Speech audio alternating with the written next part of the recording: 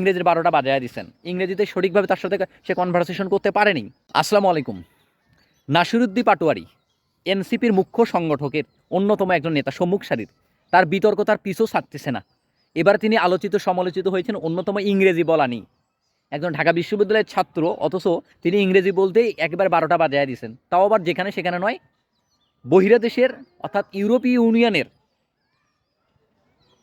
ইউনিয়নের এই আপনার কর্মীর সঙ্গে কথা বলার সময়, অর্থাৎ ইউরোপীয় ইউনিয়নের থেকে যারা আসছে নির্বাচন পর্যবেক্ষক করার জন্য, নির্বাচনী পর্যবেক্ষক দলও আমরা বলতে পারি, তার সঙ্গে ইংরেজিতে কথোপকথন অর্থাৎ মত বিনিময় করার সময় তিনি একবারেই ইংরেজির 12টা বাজায় দিচ্ছেন। ইংরেজিতে সঠিকভাবে তার সাথে সে কনভারসেশন করতে পারেনি। মানে he is totally unable to communicate with that person, but he has a student of University of Dhaka, মানে how he has passed, how he has admitted one of the best university at the moment in our Bangladesh. বাংলাদেশের সবচেয়ে একটা বড় varsity, নামি দামি varsity, Dhaka varsity. সেখানে তিনি কিভাবে ভর্তি হলেন বা কিভাবে পাশ করলেন, কিভাবে বা পড়াশোনা করলেন, এমন প্রশ্ন উঠেছে জনসমক্ষে। তার ভিডিওতে দেখা যাচ্ছে মানে কমেন্টের বন্যা বয়ে গেছে। বিভিন্ন জন বিভিন্নভাবে বলছে যে তো ঢাকা বিশ্ববিদ্যালয়ে 12টা বাজায় দিছে, ইংরেজির 12টা বাজায় দিছে।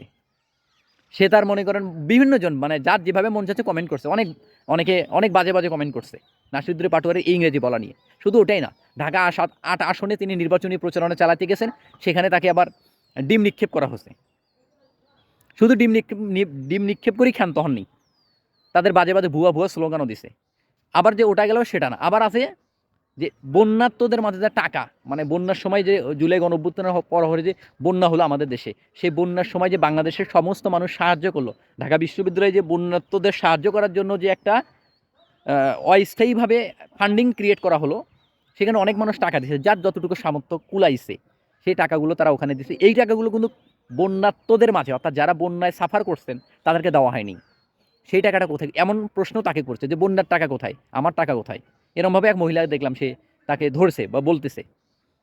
অথচ এই নাসিরুদ্দিন পাটোয়ারি কিন্তু রাজনীতি অঙ্গনে আবার সে জামাতের সঙ্গে যুক্ত হয়েছেন, জামাতের তারা জোটভাবে তারা ঘরে নির্বাচনে আসছেন। অথচ কয়েকদিন আগে জামাতের যে শফিকুর রহমান থেকে শুরু করে জামাতকেও তারা হুমকি ধামকি দিচ্ছেন। ইনি বলছেন যে তারা ভালো করে প্রকাশ করুক তার মনের ভিতরে কি আছে, জামাতের মূল লক্ষ্য উদ্দেশ্য কি, এমন কথা বলছেন।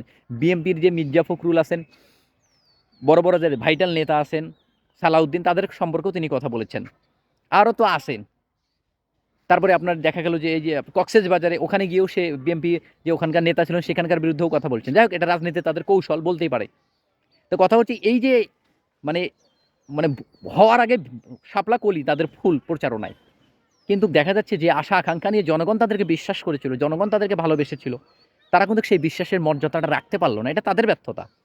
বাংলাদেশের মানুষ বারবার প্রতারিত হলো।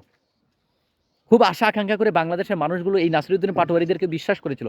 হাসনাত, সাজরিজ, নাহিদ ইসলাম, মাহফুজ আলম, এদেরকে বিশ্বাস করেছিল মানুষ, হান্নান মাসুদ, যে তারা অন্তত দেশের জন্য ভালো কিছু করবেন।